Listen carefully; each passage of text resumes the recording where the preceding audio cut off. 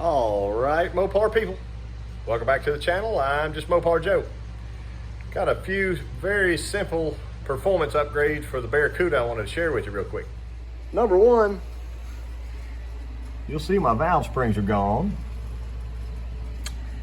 Reason being, I talked to Andy Wood very recently, and he had mentioned he had a problem before where his truck, Casper, which I'm supposed to race at No Name Nationals, lost 3 or 4 tenths in the 8th mile. Come to find out it was weak valve springs. And I said, well, man, mine might be a little bit weak because I've been running the piss out of them about to 7,000 RPM with my very old loose converter. So now that my converter is not loose anymore, I thought set of new valve springs, only about 120 bucks, just like the ones I had on. I don't intend on turning this engine maybe 6,500. That's all it really needs. So I'm gonna get those thrown on here, and I will get the seat pressures checked on them first just to be sure they're all adequate. And I'll get my old Number two, I need to switch to a 1/2 inch fuel line. I've only ever had a 3/8 on the car. That's what the car came with, so I just used it. But I got some of Summit's pretty nice fittings that turn it into ANs. So, example, that one will go into my regulator, and that one will go into my pump in the back. So that'll get me a little more volume up to the front of the car, just to be sure I'm adequate. 3/8 was probably fine. I think I only have 425, 450 horse is all, but making that upgrade will make me feel a little bit better. Be sure I've got enough volume of fuel coming to the front. I did get my springs tested. Let me get this pulled up here.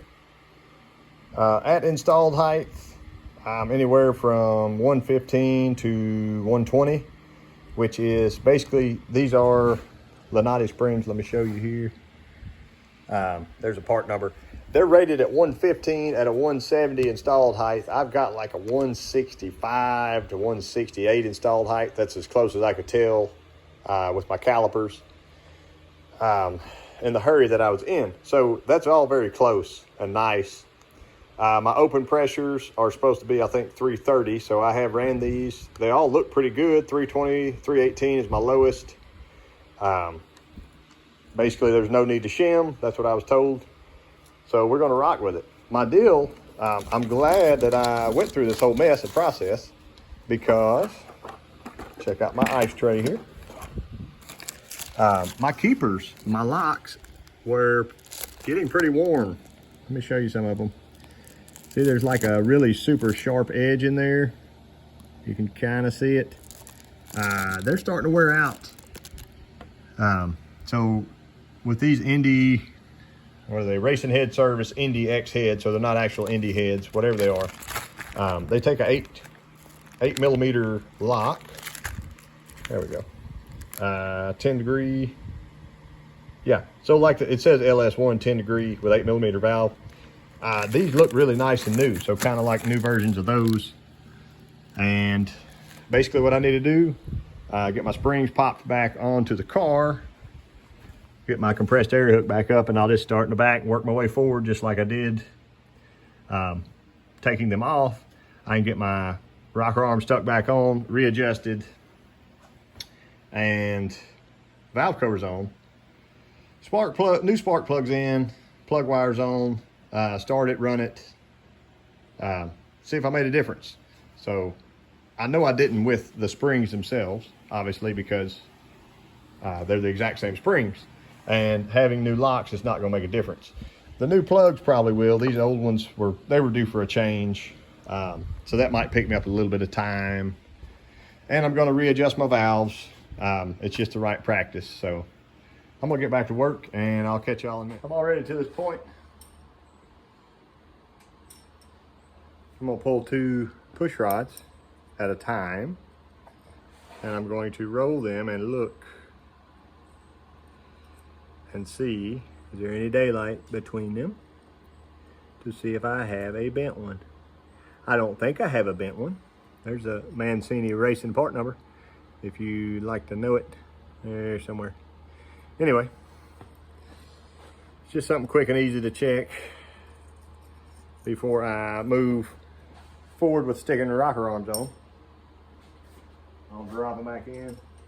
Also, before I bolt my rocker shafts down, I like to take a flashlight and look and be sure it's stuck in the bore of the lifter, whatever you call that, the hole of the lifter.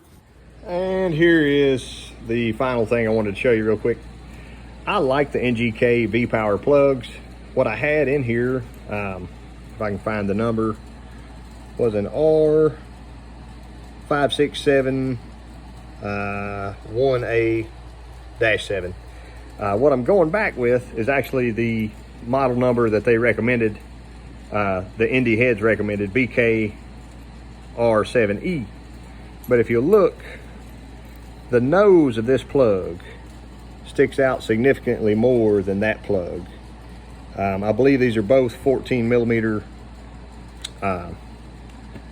plug size, but having that flame just a little bit further out into the cylinder should help me some. So